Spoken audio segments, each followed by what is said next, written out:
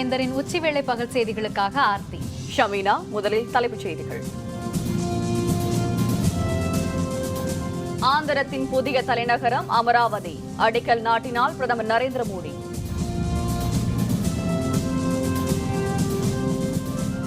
RSS தலைவரின் ராமராஜ்ய பேச்சு, எதிர்க்கட்சி தலைவர்கள் கண்டனம்.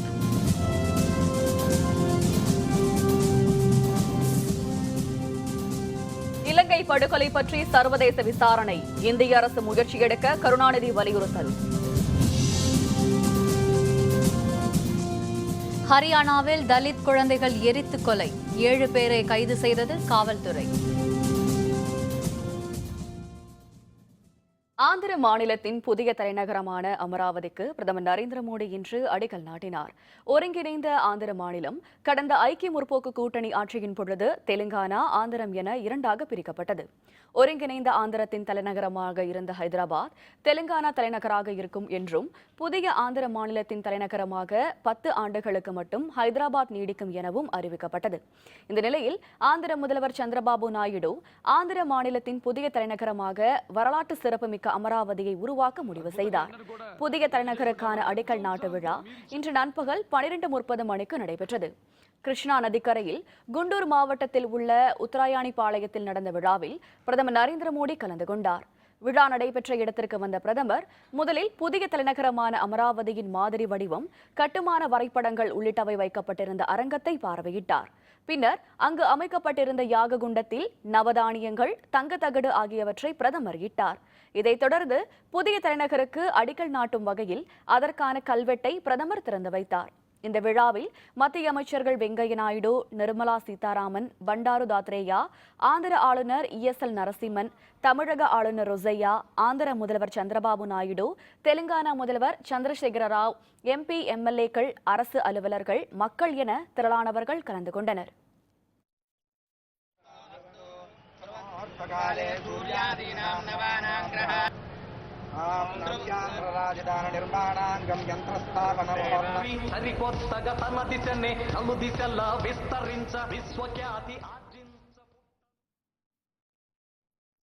ஆந்திர மாநிலத்தின் புதிய தலைநகரான அமராவதியை கட்டி எழுப்பும் முதல்வர் சந்திரபாபு நாயுடுவுக்கு இந்திய ஜனநாயக கட்சியின் நிறுவனர் தலைவரான டாக்டர் பாரிவேந்தர் வாழ்த்து தெரிவித்துள்ளார். புது நகரான அமராவதிக்கான அடிக்கல் நாட்டு விழா சற்று முன் நடைபெற்றுள்ள நிலையில் வாழ்த்துச் செய்தியொன்றை டாக்டர் பாரிவேந்தர் வெளியிட்டுள்ளார். தெலுங்கானா பிரிந்து ஹைதராபாத் நகர் அதன் தலைநகரான நிலையில் ஆந்திரத்துக்கென புதிய நகரான அமராவதியை உருவாக்கும் முதல்வர் சந்திரபாபு நாயுடுவின் திட்டத்தை துணிச்சலான தொலைநோக்கு என்று பாராட்டியுள்ள டாக்டர் பாரிவேந்தர், கிருஷ்ணா நதியின் தென்கரையில் சிங்கப்பூர் அரசின் பங்கேற்புடன் ஜப்பான் நாட்டின் ஆலோசனைகளுடன் உருவாக உள்ள அமராவதி மாநகர் உலகின் ஒப்பற்ற நகரங்களில் ஒன்றாக திகழ வேண்டும் என்றும் வாழ்த்தியுள்ளார். பின்தங்கியிருந்த ஆந்திரத்தையும் அதன் தலைநகராக இருந்த ஹைதராபாத் நகரையும் உயர் தகவல் தொழில்நுட்ப நகராக வெற்றிகரமாக மாற்றி காட்டியவர் சந்திரபாபு நாயுடு என்று குறிப்பிட்டுள்ள டாக்டர் பாரிவேந்தர், திண்ணிய நெஞ்சம் வேண்டும், எண்ணிய முடிதல் வேண்டும் என்ற மகாகவி பாரதியின் வரிகளைப் போல இன்று கால்கோள் விழா காணும் அமராவதி மாநகர் விரைந்து உருப்பெற வேண்டும் என்றும் வாழ்த்தியுள்ளார். முதல்வர் சந்திரபாபு நாயுடுவின் கனவு நனவாக வேண்டும் என்றும் வாழ்த்துச் செய்தியில் டாக்டர் பாரிவேந்தர் குறிப்பிட்டுள்ளார். இந்தியாவிற்கு தேவை ராமராஜ்யம் தான் என்றும் ராவண ராஜ்யம் அல்ல எனவும் RSS தலைவர் மோகன் பாகவத் தெரிவித்துள்ளார். மகாராஷ்டிரா மாநிலம் நாக்பூரில் RSS அமைப்பு சார்பில் இன்று விஜயதசமி விழா கொண்டாடப்பட்டது. விழாவில் பங்கேற்று சிறப்புரையாற்றிய RSS தலைவர் மோகன் பாகவத், நாட்டின் 2 ஆண்டுகளுக்கு முன்பு மக்களிடையே இருந்த ஏமாற்றங்கள் மறைந்து தற்பொழுது நம்பிக்கை அதிகரித்துள்ளதாக தெரிவித்தார். உலகின் எந்த மூலையில் பிரச்சனை என்றாலும் இந்தியா உதவுவதாக தெரிவித்த அவர், உலகம் தற்பொழுது புதிய இந்தியாவை எதிர்பார்த்துள்ளதாக கூறினார். இதனிடையே மோகன் பாகவத் பேச்சிற்கு காங்கிரஸ் உள்ளிட்ட எதிர்க்கட்சியினர் கண்டனம் தெரிவித்துள்ளதுடன் இந்திய அரசின் செயல்பாடுகளை RSS தான் கட்டுப்படுத்துகிறது என்று அம்பலமாகியுள்ளதாகவும் குறிப்பிட்டுள்ளனர். Communal violence is happening all across the country. So this is typical of the Bharatiya Janata Party. Extremely unfortunate, saddening, and is also scary because we do not really know what goes on in their mind, and yet they have the charge and the remote to decide what happens and in which direction the country will head into. இதனிடையே RSS அமைப்பின் நிகழ்ச்சி தூர்தர்ஷன் தொலைக்காட்சியில் நேரடியாக ஒளிபரப்பப்பட்டதற்கு பல்வேறு தரப்பினர் கண்டனம் தெரிவித்துள்ளனர். It is a private function of a private organization, and the government has nothing to do with that. Now the public broadcaster is giving lot of publicity and special coverage for this program, which is incorrect. இலங்கை இனப்படுகொலை தொடர்பான விசாரணையை இலங்கையில் அல்லாமல் உலக நாடுகளின் பொதுவான இடத்தில் நடத்துவதற்கான முயற்சிகளை இந்திய அரசு மேற்கொள்ள வேண்டும் என்று திமுக தலைவர் மு கருணாநிதி வலியுறுத்தியுள்ளார். இதுபற்றி அறிக்கையொன்றை கருணாநிதி வெளியிட்டுள்ளார். இலங்கையின் மனித உரிமை மீறல்களையும் போர்க்குற்றங்களையும் உறுதி செய்து இலங்கை அரசு நியமித்த நீதி விசாரணை குழுவே அறிக்கை அளித்து நாடாளுமன்றத்திலும் தாக்கல் செய்யப்பட்டுள்ளதை சுட்டிக்காட்டியுள்ள கருணாநிதி, இந்திய அரசு இனியும் இலங்கையை நட்பு நாடு என கூறிக்கொண்டிராமல் இலங்கை ராணுவத்தின் போர்க்குற்றங்கள், மனித உரிமை மீறல்கள், இனப்படுகொலை பற்றி சர்வதேச நம்பகமான சுதந்திரமான விசாரணை நடத்த முயற்சி மேற்கொள்ள வேண்டும் என்று கேட்டுக்கொண்டுள்ளார். இந்த விசாரணையை இலங்கையில் அல்லாமல் உலக நாடுகளின் பொது இடத்தில் நடத்தினால் மட்டுமே உண்மை குற்றவாளிகள் கண்டறியப்பட்டு அவர்கள் மீது தக்க நடவடிக்கை எடுக்கப்படும் என்பதை இந்திய அரசு புரிந்து கொள்ள வேண்டும் என்று குறிப்பிட்டுள்ள கருணாநிதி, எனவே இதற்கான உடனடி முயற்சிகளை இந்திய மத்திய அரசு மேற்கொள்ள வேண்டும் என்றும் கேட்டுக்கொண்டுள்ளார். ஹரியானா மாநிலம் பல்லப்கர் பகுதியில் 2 தலித் குழந்தைகள் எரித்துக் கொல்லப்பட்ட விவகாரத்தில் 7 பேரை காவல்துறையினர் கைது செய்துள்ளனர். ஹரியானா மாவட்டம் ஃபரிதாபாத் மாவட்டம் செயின்போர்ட் கிராமத்தைச் சேர்ந்த ஜிதேந்தர் என்பவரின் வீடு தீக்கிரையாக்கப்பட்டது. இதில் அவருடைய 2.5 வயது மகன் வைபவ், 11 மாத குழந்தை திவ்யா ஆகியவர்கள் உயிரிழந்தனர். மனைவி ரேகா பலத்த காயமடைந்தார். ஜிதேந்தர் லேசான காயத்துடன் உயிர் தப்பினார். நாடு முழுவதும் அதிர்ச்சி ஏற்படுத்தியுள்ள இந்த சம்பவம் தொடர்பாக உரிய நடவடிக்கை எடுக்காத காவல்துறையை சேர்ந்த 7 பேர் இடைநீக்கம் செய்யப்பட்டுள்ளனர். இந்நிலையில் இந்த வழக்கு தொடர்பாக 7 பேரை காவல்துறையினர் கைது செய்துள்ளனர். மேலும் தலைமறைவாக உள்ள 3 பேரை தேடி வருகின்றனர். இதனிடையே இந்த சம்பவம் பற்றி கருத்து தெரிவித்துள்ள மத்திய அமைச்சர் வி.கே. சிங், தெருவில் செல்லும் நாய் மீது கல் எறிந்தாலும் அரசை குறை சொல்வது சரியில்லை என்று குறிப்பிட்டார். कभी स्थानीय घटनाओं का सरकार से ताल्लुक मत रखिए कि जी वहाँ पे उसने पत्थर मार दिया कुत्ते के तो सरकार जिम्मेवार है, ऐसे नहीं है. காற்று மாசுபடுவதை தடுக்க மாதத்தில் ஒரு நாள் கார் பயணத்தை தவிர்க்க தில்லி முதல்வர் அரவிந்த் கெஜ்ரிவால் கேட்டுக்கொண்டதை தொடர்ந்து இன்று தில்லியில் கார் இல்லா நாள் கடைபிடிக்கப்படுகிறது. உலகின் பல நாடுகளில் ஆண்டில் ஒரு நாள் கார் இல்லாத பயணத்தை வலியுறுத்தும் வகையில் கார்கள் இல்லாத நாள் கடைபிடிக்கப்படுகிறது. இந்தியாவிலும் முதல் முறையாக தில்லி அரசு சார்பில் இன்று கார்கள் இல்லா நாள் கடைபிடிக்கப்படுகிறது. இது பற்றிய விழிப்புணர்வை ஏற்படுத்தும் விதமாக செங்கோட்டையில் தொடங்கி இந்தியா கேட் வரை சைக்கிள் பேரணி நடைபெற்றது. பேரணியை தில்லி முதல்வர் அரவிந்த் கெஜ்ரிவால் தொடக்கி வைத்தார். பேரணியில் அமைச்சர்கள், சட்டப்பேரவை உறுப்பினர்கள் உள்ளிட்ட பலர் பங்கேற்றனர். பின்னர் செய்தியாளர்களுடன் பேசிய அரவிந்த் கெஜ்ரிவால் காற்று மாசுபடுவதை கட்டுப்படுத்த வேண்டும் என தெரிவித்தார். देखा होगा लोगों ने, मेट्रो जब से आई है बहुत सारे लोगों ने अपनी गाड़ियां छोड़ी हैं क्योंकि जनता की डिमांड बहुत ज्यादा है, जनता बहुत ज्यादा है. मैंने अभी मेट्रो चीफ से मैं मिला था, मैंने उनको बोला था कि एक तो पीक फ्रीक्वेंसी कर दीजिए जितनी भी मैक्सिमम कर सकते हैं, इवन लीन आवर्स में भी. तो मैंने उनको कहा कि कितने मैक्सिमम, उन्होंने कहा 8 डिब्बे मैक्सिमम हो सकते हैं. திருவிழாவில் 2 சமூகத்தினர் இடையே மோதல், 70 பேர் மீது வழக்கு பதிவு. விவரம் விளம்பர இடைவேளைக்கு பிறகு.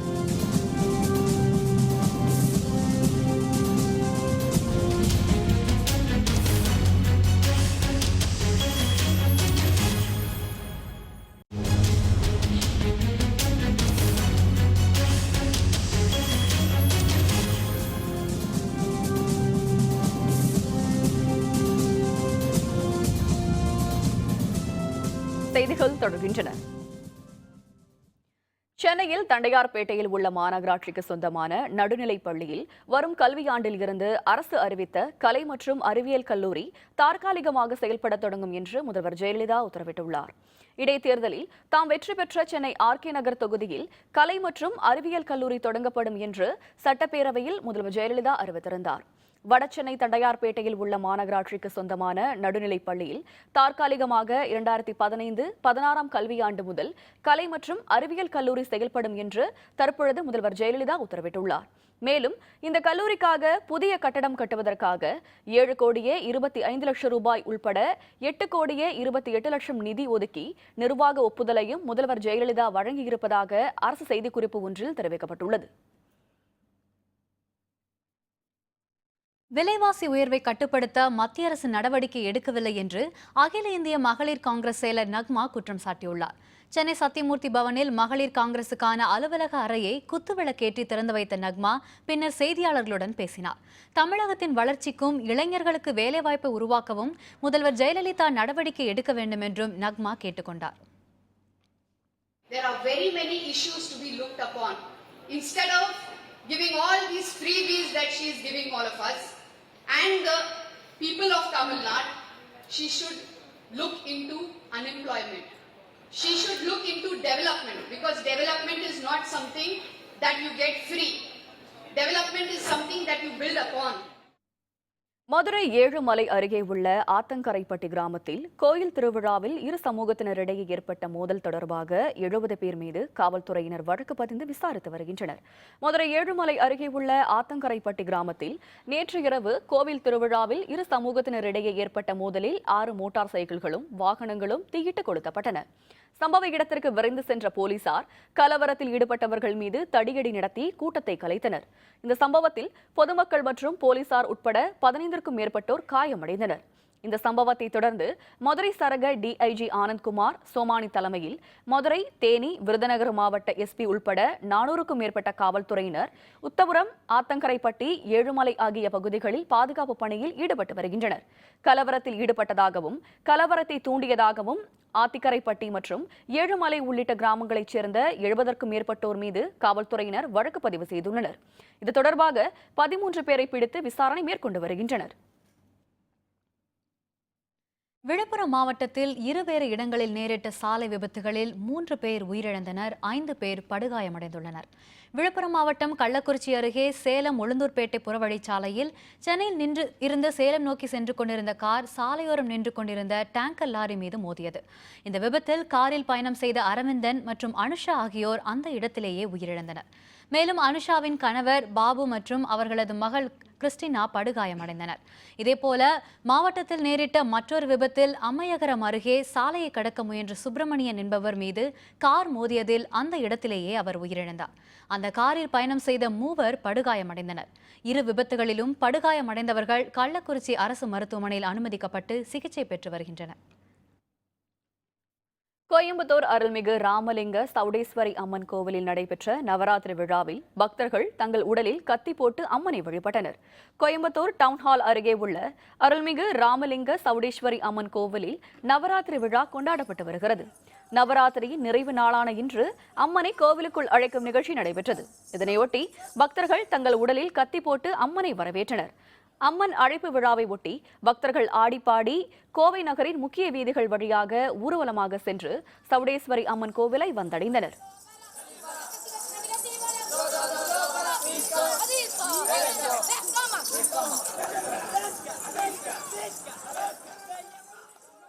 கிட்டத்தட்ட பொழுது 10 நாள் 9 நாள் விரதம் இருந்து 10வது நாளான விஜயதசமி அன்னைக்கு இந்த கத்தியில் உடம்புல வெட்டிக்கிட்டு சாமிக்காக நேர்த்தி கட்டணத்தை செலுத்துகிறோம். இது கிட்டத்தட்ட ஒரு 150-200 வருஷமாக தாத்தா பாட்டன் காலத்துலையும் நடந்துருக்குது. இந்த கத்தி பண்டிகையில் கத்தியில் கையில் வெட்டிட்டு ரத்தத்தை கொடுத்து சாமியை அழைச்சிக்கின்னு வரும். விஜயதசமி திருநாளையொட்டி சென்னையில் இன்று பெற்றோர்கள் தங்கள் குழந்தைகளை பள்ளிகளில் சேர்த்து வருகின்றனர். விஜயதசமியான இன்று கல்வியை தொடங்க சிறந்த நாள் என்று மக்களிடையே நம்பிக்கை இருந்து வருகிறது. இதையொட்டி பெற்றோர்கள் தங்கள் குழந்தைகளை இன்று பள்ளிகளில் சேர்க்க மிகுந்த முனைப்பு காட்டி வருகின்றனர். சென்னையில் பல இடங்களில் உள்ள மழலையர் தொடக்க பள்ளிகளில் பெற்றோர்கள் தங்களுடைய குழந்தைகளை சேர்த்தனர். தாம்பாளத்தில் நெல்லை குவித்து பெற்றோர் தங்களின் குழந்தைகளின் விரல்களை பிடித்து எழுதி கல்வியை தொடக்கி வைத்தனர். விஜயதசமினா வித்யா ஆரம்பம் சொல்லுவாங்க. குழந்தைங்க இன்றைக்கி தான் ஸ்கூலில் சேர்ப்பாங்க. நிறையா பேர் இன்றைக்கி அக்ஷராபியாசம் பண்ணுறோம். எல்லாருக்குமே அக்ஷராபியாசம்னா அந்த நெல் வச்சு சாமிக்கு சரஸ்வதி பூஜை பண்ணிவிட்டு நெல்லில் குழந்தைங்களை வச்சு அந்த ஓம் இதெல்லாம் எழுத வைப்போம். இன்றைக்கி குழந்தைங்க இந்த மாதிரி படிப்பு ஆரம்பித்தாக்கா நல்லா படிப்பாங்க அப்படிங்கிறது ஒரு ஐதீகம். விஜயதசமி திருநாளை முன்னிட்டு சென்னை மகாலிங்கபுரத்தில் உள்ள ஐயப்பன் கோவிலில் சிறப்பு பூஜைகள் நடைபெற்றது. இதில் திரளான பக்தர்கள் கலந்து கொண்டு சாமியை வழிபட்டனர். விஜயதசமியை முன்னிட்டு நாடு முழுவதும் உள்ள கோவில்களில் இந்த சிறப்பு பூஜைகள் செய்து மக்கள் வழிபட்டனர். சென்னை மகாலிங்கபுரத்தில் உள்ள ஐயப்பன் கோவிலில் இன்று காலை முதலே பக்தர்கள் பூஜைகள் செய்து வழிபட்டனர். விஜயதசமி நாளில் தொடங்கும் எந்த செயலும் சிறந்து விளங்கும் என்ற நம்பிக்கை மக்களிடையே நிலவுவதால் இன்றைய தினத்தில் தங்கள் குழந்தைகளுக்கு கல்வியை தொடக்கி வைப்பதில் பெற்றோர் முனைப்பு காட்டி வருகின்றனர். ஸ்பெஷலாக குழந்தைங்களுக்குன்னு இன்றைக்கி வந்து ரொம்ப முக்கியத்துவம் கொடுப்பாங்க. அரிசியில் எழுதிட்டு பிள்ளையார் சுழி போடுற மாதிரி இங்கேருந்து கோயிலேருந்து ஆரம்பிச்சுட்டு ஸ்கூலுக்கு கூப்பிட்டுட்டு போவாங்க. இதுதான் எல்லா சென்னை மக்கள்வாசி எல்லாருக்குமே பழக்கம். இன்னிலேருந்து ஆரம்பித்தா எப்பயுமே ஒரு பசங்கள்லாம் நல்லா படிப்பாங்க அப்படின்றது ஒரு நம்பிக்கை. அதே மாதிரி எல்லாமே நடக்கும். விஜயதசமி ஒரு நல்ல நாள். இன்றைக்கி நம்ம ஏதாச்சும் நல்லா ஸ்டார்ட் பண்ணால் நல்லாயிருக்கும். குழந்தைக்கு, ஃபேமிலிக்கு, நம்ம ஊருக்காக மொத்தமாக நல்லாயிருக்கும். ஒரு ஐஸ்வர்யமான ஒரு நாள் இன்றைக்கி. அதனால வந்து நம்ம நல்லா ஆரம்பிக்கிறதுக்காக கோவில் வந்திருக்கு. இதேபோல் கோயம்புத்தூர் மாவட்டத்தின் பல்வேறு கோயில்களில் ஆயிரக்கணக்கான குழந்தைகளுக்கு இன்று வித்யாரம்பம் செய்து வைக்கப்பட்டது. தேன் தடவிய தங்க கம்பியால் குழந்தையின் நாக்கில் ஓம் என்று எழுதியும் குழந்தைகளை அரிசியில் ஓம் என்று எழுத கற்றுக் கொடுக்கும் நிகழ்ச்சியும் நடைபெற்றது. இதில் ஆயிரக்கணக்கான பெற்றோர்கள் தங்கள் குழந்தைகளுக்கு வித்யாரம்பம் செய்து வைத்தனர். தொடர்ந்து சரஸ்வதி தேவியை வழிபட்டு வருகின்றனர்.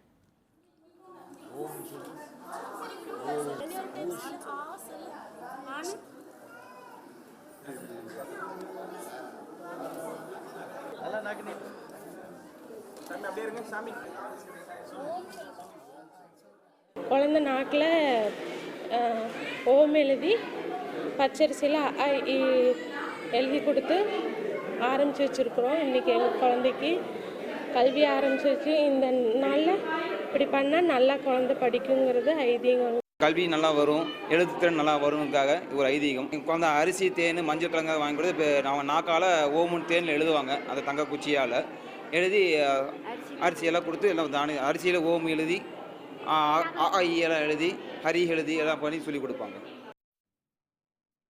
அருள்மிகு திருப்பதி ஏழுமலையான் கோவில் நவராத்திரி பிரம்மோற்சவ விழாவின் ஒரு பகுதியாக அசுவ வாகனத்தில் வீதியுலா வந்த மலையப்ப சாமியை அங்கு திரண்டிருந்த பக்தர்கள் வணங்கி வழிபட்டனர். அருள்மிகு திருப்பதி ஏழுமலையான் கோவிலில் நவராத்திரி பிரம்மோற்சவ விழா நடைபெற்று வருகிறது. கடந்த 7 நாட்களாக பெருமாள் ஒவ்வொரு வாகனத்தில் வீதி உலா வந்து பக்தர்களுக்கு காட்சியளித்தார். இதனைத் தொடர்ந்து 8ஆம் நாளான நேற்று இரவு ராஜகோலத்தில் மலையப்ப சாமி குதிரை வாகனத்தில் எழுந்தருளினார். 4 மாட வீதிகளில் உலா வந்து பக்தர்களுக்கு அருள் பாலித்தார். அப்போது அங்கு திரண்டிருந்த பக்தர்கள் கோவிந்தா கோவிந்தா என முழக்கமிட்டனர். கரூர் மாவட்டத்தில் மரங்களின் எண்ணிக்கை குறைவாக உள்ள நிலையில் அம்மாவட்டத்தில் முதல் முறையாக நிலத்தில் மண்பானை புதைந்து அதன் மூலம் நீர் பாய்ச்சி மரம் வளர்த்து வருகின்றார்கள் வெஞ்சிலமாங்குளூர் ஊராட்சி நிர்வாகத்தை சேர்ந்த விவசாயிகள். இது பற்றி இன்றைய வேந்தர் சிறப்பு செய்தியில். கரூர் மாவட்டம் அரவக்குறிச்சி ஒன்றியத்துக்குட்பட்டது வெஞ்சமாங்கூடலூர் ஊராட்சி. வறட்சி பகுதியான இந்த ஊராட்சியில் மானாவாரி நிலங்கள் நிறைந்து காணப்படுகிறது. மானாவாரி பகுதியில் காற்றில் உள்ள ஈரப்பதத்தை மட்டுமே நம்பி வளரும் முருங்கை, தென்னை போன்ற மரங்கள் மட்டுமே பயிரிடப்படுகிறது. வேம்பு, புங்கை, நாவல் மற்றும் தேக்கு உள்ளிட்ட மரங்களின் எண்ணிக்கை குறைவாக உள்ளதால் வெஞ்சமாங்கூடலூர் ஊராட்சி தலைவரான நல்லசாமி மற்றும் விவசாயிகள் நத்தம் புறம்போக்கு நிலங்களில் அதிகப்படியாக வேம்பு மரம், புங்க மரம் மற்றும் தேக்கு மரங்களை வளர்க்க முடிவு செய்தனர். இந்நிலையில் மகாத்மா காந்தி தேசிய ஊரக வேலைவாய்ப்பு திட்டத்தில் வெஞ்சமாங்கூடலூரில் உள்ள தஞ்சை நிலங்களில் 1000 மரக்கன்றுகள் நடப்பட்டு பராமரிக்கப்பட்டு வருகிறது. இந்த வருஷம் தண்ணி ரொம்ப பற்றாக்குறையினால மண்பானை வாங்கி மண்பானையில் ஓட்டம் போட்டு சொட்டு நீர் மாதிரி விட்டு ஒரு 700-800 மண்பானை வாங்கி வச்சிருக்கிறேன். இப்போ மழை பெஞ்சதுனால கண் நல்லா இருக்குது. இந்த ஆண்டு சரியான மழை இல்லாத காரணத்தால் செடிகளுக்கு தண்ணீர் பற்றாக்குறை ஏற்பட்டது. அதற்கு மாற்று ஏற்பாடாக செடிகளின் அருகே மண்ணை தோண்டி அங்கு துளையிட்ட பானைகள் அமைத்து அதில் தண்ணீர் ஊற்றி வளர்க்க முடிவு செய்தனர். இதனால் மரச்செடிகள் காப்பாற்றப்பட்டு தற்போது நன்கு வளர்ந்துள்ளன. புதிய முறையாக பானை வச்சு ஊற்ற சொல்லியிருக்காங்க. பானை உள்ளே வச்சு பதிச்சு அதில் ஓட்டையை போட்டு நூல் கட்டி விட்டுறதுங்க. டெய்லி தண்ணி ஊற்றுறதுங்க. ஒரு புதுமையாக இருக்குங்க. எல்லாருமே கேட்குறாங்க, இதுன்னு புதுசாக வச்சுருக்கீங்க உங்கள் பஞ்சாயத்தில் அப்படின்னு. புதுசாக இப்போ தான் முத எங்கள் பஞ்சாயத்துக்கு இதுதான் முத அறிமுகப்படுத்தியிருக்காங்க. தற்போது 3000 மரக்கன்றுகள் நடப்பட்டு தேசிய ஊரக தொழிலாளர்கள் மூலம் பராமரிப்பு பணிகள் நடைபெற்று வருகின்றன. பானையை வச்சு அதிலிருந்து சொட்டு நீர் மாதிரி வச்சு நல்லா சிறப்பாக பண்ணிக்கிட்டு இருக்காங்க. நல்லா பக்கத்தில் புறம்போக்கில் நல்லா மரங்கள் வச்சு நல்லா குளுமையாகவும் நல்லாவும் இருக்குது. ரொம்ப இது ஒரு பாராட்ட வேண்டிய விஷயம். எங்கள் பஞ்சாயத்தில் இதை கொஞ்சம் அறிமுகப்படுத்தி கொண்டு இவர் மூலியம் இவரை பின்பற்றி செயல்படுத்தலாம். விவசாயத்துக்கு மழையை மட்டுமே நம்பியிருக்கும் விவசாயிகளுக்கு மத்தியில் நிலத்தில் மண்பானை புதைத்து அதன் மூலம் நீர் பாய்ச்சி அதிக மரம் வளர்க்கும் வெஞ்சமாங்கூடலூர் ஊராட்சி மக்களின் செயல் பிற மாவட்டங்களுக்கு முன்னோடியாக விளங்கி வருகிறது. வேந்தர் செய்திகளுக்காக கரூரிலிருந்து சண்முக சுந்தர். தென்னாப்பிரிக்காவுக்கு எதிரான 4வது ஒருநாள் போட்டி. டாஸ் வென்ற இந்தியா பேட்டிங் செய்கிறது. விவரம் விளம்பர இடைவேளைக்கு பிறகு.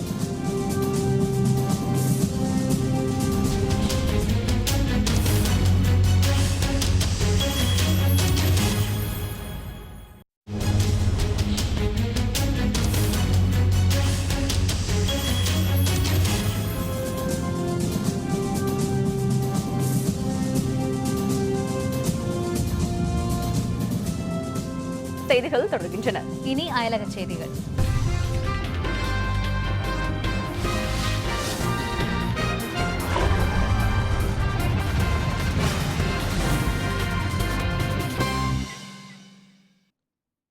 காங்கோ நாட்டில் அதிபருக்கு எதிரான போராட்டத்தின் போது வன்முறை வெடித்ததால் காவல்துறையினர் கண்ணீர் புகைக்குண்டுகளை வீசி கூட்டத்தை கலைத்தனர்.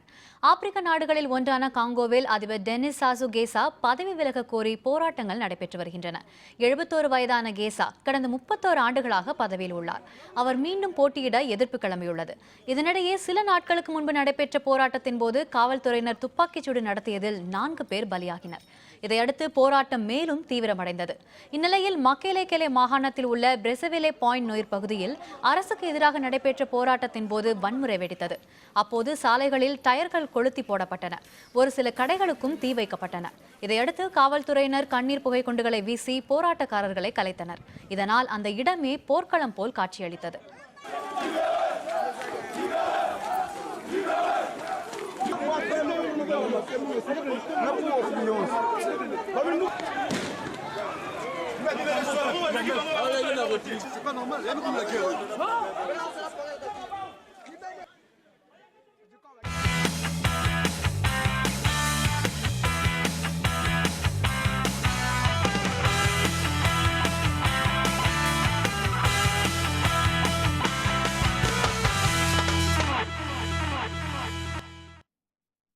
சென்னையில் நடைபெற்று வரும் தென்னாப்பிரிக்காவிற்கு எதிரான கிரிக்கெட் போட்டியில் இந்திய அணி 1 விக்கெட் இழப்பிற்கு 28 ரன்கள் எடுத்து விளையாடி வருகிறது. தென்னாப்பிரிக்கா கிரிக்கெட் அணி இந்தியாவில் சுற்றுப்பயணம் செய்து 5 போட்டிகள் கொண்ட ஒருநாள் போட்டித் தொடரில் விளையாடி வருகிறது. இதுவரை நடைபெற்றுள்ள 3 ஒருநாள் போட்டிகளில் தென்னாப்பிரிக்க அணி 2-1 என்ற கணக்கில் முன்னிலை பெற்றுள்ளது. 4வது ஒருநாள் போட்டி சென்னை சேப்பாக்கம் MA சிதம்பரம் திடலில் தற்பொழுது நடைபெற்று வருகிறது. இதில் டாஸ் வென்ற இந்திய கேப்டன் தோனி பேட்டிங்கை தேர்வு செய்தார். சற்று முன்வரை இந்திய அணி 5 ஓவர்கள் முடிவில் 1 விக்கெட் இழப்பிற்கு 28 ரன்கள் எடுத்து விளையாடி வருகிறது. ரோஹித் சர்மா 21 ரன்களில் ஆட்டமிழந்தார். சென்னையில் சற்று முன்னர் தொடங்கி நடைபெற்றுக் கொண்டிருக்கும் இந்தியா தென்னாப்பிரிக்கா இடையிலான 4வது ஒருநாள் போட்டியை காண MA சிதம்பரம் திடலில் சென்னை ரசிகர்கள் மிகுந்த ஆர்வத்துடன் குழுமியுள்ளனர். இந்தியா தென்னாப்பிரிக்கா இடையிலான ஒருநாள் போட்டிகள் நடைபெற்று வருகின்றன. இதில் 4வது போட்டி சென்னை சேப்பாக்கம் MA சிதம்பரம் திடலில் இன்று பகலிரவு ஆட்டமாக தொடங்கி நடைபெற்றுக் கொண்டிருக்கிறது. 3 ஆண்டுகளுக்கு பிறகு சென்னையில் நடைபெறும் போட்டி என்பதால் இந்த போட்டியை காண சென்னையிலிருந்து மட்டுமல்லாமல் தமிழகம் முழுவதும் இருந்தும் கிரிக்கெட் ரசிகர்கள் வந்து குவிந்துள்ளனர். ஆட்டம் தொடங்குவதற்கு முன்னதாக செய்தியாளர்களுடன் பேசிய ரசிகர்கள் கிரிக்கெட் போட்டியை நேரில் காண ஆர்வமாக இருப்பதாக தெரிவித்தனர். ஃபர்ஸ்ட் டைம் வரோம், ரொம்ப எக்ஸைட்டடாக இருக்குது. எங்கள் சன்னுக்கு வந்து கிரிக்கெட்னா அவனுக்கு ரொம்ப பிடிக்கும். அதனால அவனும் ரொம்ப ஆர்வமாக வந்திருக்கான். இந்தியா கண்டிப்பாக வின் பண்ணணும்னு ஒரு நம்பிக்கையில் வந்திருக்கோம். டோனியோட பெரிய ஃபேனு இவனுக்காண்டி தான் அங்கேருந்து மெனக்கட்டு வந்திருக்கோம். இந்தியன் மேட்ச் பார்க்க வந்திருக்காங்க. இப்போ தான் ஃபர்ஸ்ட் டைம் வரேன் நான். இதுக்கு முன்னாடி டிக்கெட்லாம் நான் வந்து போயிட்டு இது பண்ணதில்லை. இதான் ஃபர்ஸ்ட் டைம் வந்திருக்கேன். கண்டிப்பாக இந்த மேட்ச் இந்தியா வின் பண்ணணும்னு வந்திருக்கேன், ஜெயிக்கணும்னு வந்திருக்கேன். என்னோட சப்போர்ட் ஃபுல்லாக இந்தியன் டீமுக்காக தான். இன்னைக்கு ரெய்னா வந்து நல்லா செஞ்சுரி அடிப்பான்னு நம்பிக்கையில் வந்திருக்கேன். மேட்ச் பார்க்கறதா ஃபர்ஸ்ட் இன்னைக்கு ஆர்வமாக வந்து ரொம்ப என்ஜாயபுளாக வந்திருக்கேன்.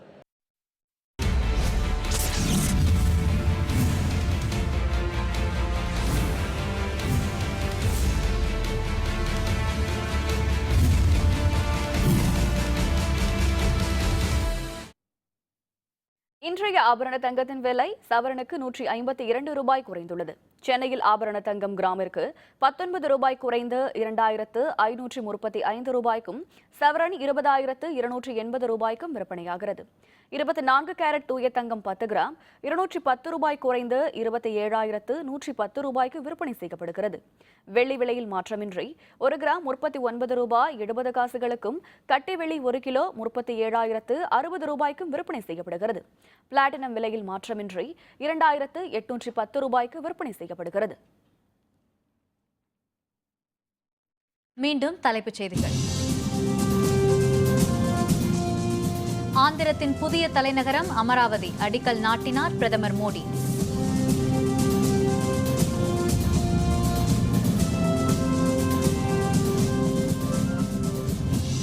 RSS தலைவரின் ராமராஜ்ய பேச்சு எதிர்க்கட்சி தலைவர்கள் கண்டனம்.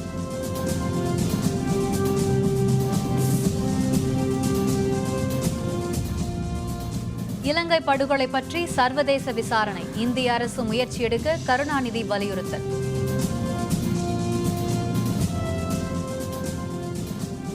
ஹரியானாவில் தலித் குழந்தைகள் எரித்த கொலை 7 பேரை கைது செய்தது காவல்துறை.